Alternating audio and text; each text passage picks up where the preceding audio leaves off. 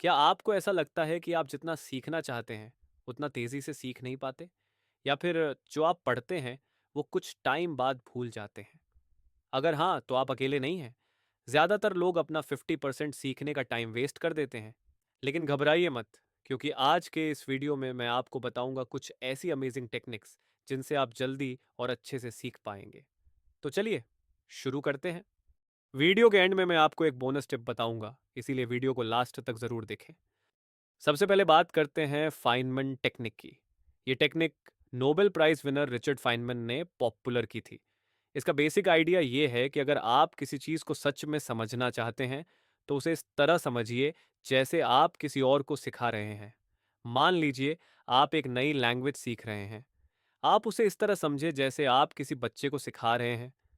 अगर आप simple words में किसी कॉन्सेप्ट को समझा सकते हैं, तो इसका मतलब है कि आपने उसे अच्छे से सीख लिया। अगर कहीं अटक जाते हैं, तो इसका मतलब है कि आपको उस टॉपिक पर और काम करना चाहिए। दूसरी टेक्निक है एक्टिव रिकॉलिंग। ज्यादातर लोग सिर्फ पढ़ते हैं और उम्मीद करते हैं कि वो याद हो जाएगा, लेकिन एक्टिव रिकॉल इसका उल्टा है। इसमें आप खुद से क्वेश्चंस पूछते हैं और आंसर्स देने की कोशिश करते हैं। एग्जाम्पल के तौर पर, अगर आपने कोई चैप्टर पढ़ा है, तो अपने नोट्स या बुक को बंद कर दीजिए और खुद से पूछिए, इस चैप्टर का मेन पॉइंट क्या था, या इसमें सबसे इंपॉर्टेंट बातें कौन सी हैं। अगर आप बिना देखे आंसर दे पाते हैं, तो इसका मतलब है कि आपने सही से सीखा है। ये टेक्निक आपका माइंड एक्टिव रखती है और आपको ज्यादा फोकस्ड बनाती है।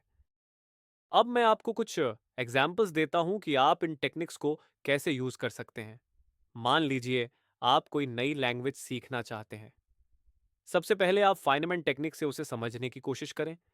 फिर एक्टिव रिकॉल से आप खुद से सवाल पूछ कर उसे और पक्का करें। अगर आप एग्जाम की तैयारी कर रहे हैं, तो भी ये टेक्निक्स बहुत काम आएगी, चाहे वो मैथ हो, साइंस हो या कोई और सब्जेक्ट। इन तरीकों का यूज करके आप कम टाइम में ज्यादा सीख सकते हैं। अब आता है bonus tip, learning through teaching. क्या आपने कभी सोचा है कि जो टीचर्स होते हैं, वो चीजें इतनी अच्छे से कैसे याद रखते हैं? ऐसा इसलिए क्योंकि वो दूसरों को सिखाते हैं। अगर आप किसी चीज को किसी और को सिखा सकते हैं, तो इसका मतलब है कि आपने खुद उसे बहुत अच्छे से सीखा है। ये एक पावरफुल तरीका है। अगली बार जब आप कुछ नया सीखें, तो उसे सिखाने की कोशिश करें। खुद को ही मिरर के सामने पढ़ाने लगें। ये बहुत इफेक्टिव ट्रिक है। अगर ये वीडियो आपको पसंद आया हो, तो लाइक ज़रूर करिए और अपने दोस्तों के साथ शेयर कीजिए। हमारे चैनल को सब्सक्राइब करना ना भूलें, ताकि आपको ऐसे ही और वीडियोस मिलते रहें। अगली बार हम और भी मज़ेदार टॉपिक लेकर आएंगे। तब तक के लिए सीखते रहिए।